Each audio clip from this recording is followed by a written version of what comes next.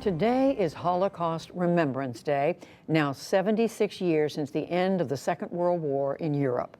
A new book out this week, The Light of Days by Judy Battalion, details acts of heroism by Jewish women in the ghettos of Eastern Europe and even within the death camps who risked their lives to challenge the Nazis. She concentrates on female couriers who hand-carried crucial messages, weapons, and ammunition as part of the resistance in besieged Jewish ghettos. Here's special correspondent Malcolm Brabant. 76 years after the Auschwitz-Birkenau death camp was liberated and its railhead of industrial slaughter neutralized, ghosts of the Holocaust are coming to life in new, uplifting stories. One of the wartime heroines portrayed in this book is Bella Hazan, seen here with her son Yoel on the right. Yoel, a brain scientist in Jerusalem, wants the world to know what his mother did in the war to compensate for the torrid reception she received in Israel after surviving Auschwitz-Birkenau. They used to say, "You are sheep who went to the slaughter," and she was treated as such. Why didn't you resist? I mean, this was a question. What did you do that you were not killed? Did you collaborate with the Nazis? Were you bartering sex for food?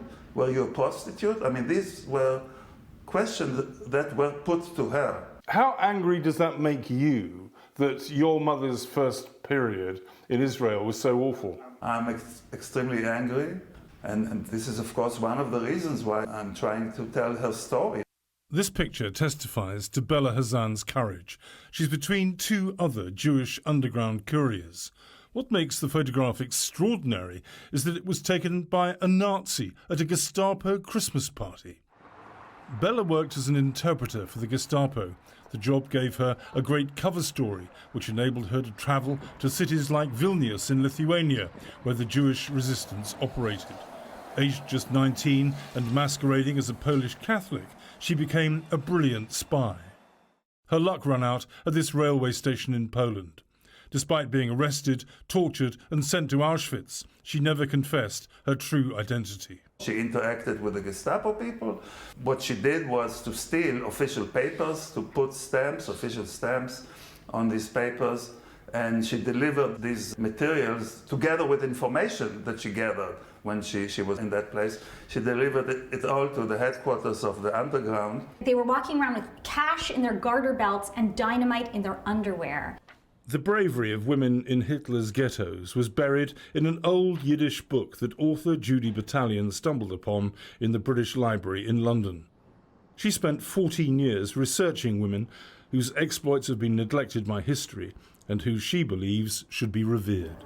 When I first began this project, I too had a kind of subconscious understanding, what they call now the myth of passivity, and which is why when I first found this material by accident, I was blown away. And now I cannot look at the story of the Holocaust without seeing it as one of a constant battle of resistance and resilience. Battalion's book concentrates on couriers like Hazia Bialitska, eulogized by her granddaughter Hadass in Israel. You could see it in the Holocaust, of course, the way she wanted to save people and help children. And she didn't just want to survive. That wasn't her mission. She wanted to do much more than that.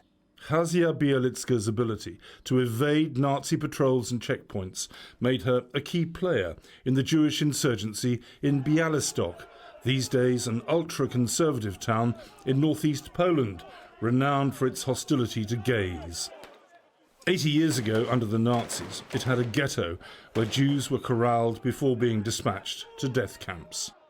The courier missions was to bring ammunition to the partisans. The partisans were fighting in the forest. They needed ammunition. The women that she was with tried to find always places where they could steal ammunition, bring it to the forest or to the ghetto sometimes.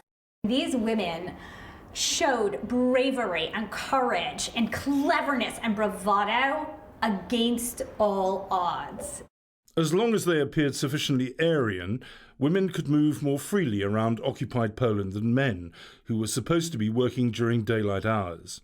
The couriers exploited a naive German belief that women were incapable of sabotage and subterfuge. The biggest militaries in the world couldn't defeat the German army, but that didn't matter.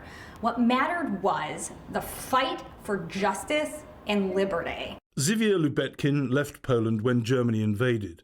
She could have stayed outside the country, but came back. Zivia Lubetkin was ultimately a leader in the Warsaw Ghetto. She helps get young Jews out of slave labor. She helps them find food. And she fought in 2 ghetto uprisings. She fought in the Warsaw Uprising alongside the Polish resistance. The 1943 Warsaw Ghetto Uprising lasted almost a month as heavily outnumbered Jewish fighters kept crack German forces at bay. Ultimately, they were overwhelmed, and some partisans died by suicide rather than surrendering. Today, only a small portion of the ghetto wall remains, but Zivia Lubetkin's deeds live on. She escaped through sewage water up to her neck. And even after the ghetto was razed and she was in hiding, she helped administer rescue organizations that helped thousands of Jews in hiding in Warsaw. Although most of the characters in Battalion's book are couriers, she couldn't resist telling the story of Anna Heilmann, a member of the Auschwitz resistance. How on earth do you resist in Auschwitz? This is such an incredible story. Again, one of those, how did I not know about this? Only one crematorium remains at Auschwitz-Birkenau. All but one were destroyed by the Nazis as they fled from the advancing Soviet Red Army. The other one was blown up by Anna Heilmann's co-conspirators in October 1944. She helped to steal gunpowder from a munitions factory 2 miles from Birkenau and smuggled it back in the hems of her clothes. It was this very elaborate system where the people that worked in the room where they packed the powder would take little bits and put it in the waste basket on the side. Another round of women would collect that waste, go to the bathroom, take out the gunpowder, and hide it in fabric. And here is Anna Heilmann, in her own words, in Canada in 1996. They used this gunpowder and manufactured little hand grenades made out of metal round boxes of shoe polish with a wick and filled with gunpowder, and when you lit it, it exploded.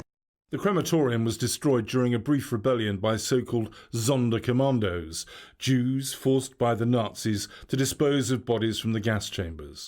All the Sonderkommando people were killed, but the crematorium was destroyed as well. In retribution, Anna Heilmann's sister was executed. I heard this collective groan, and I knew what happened.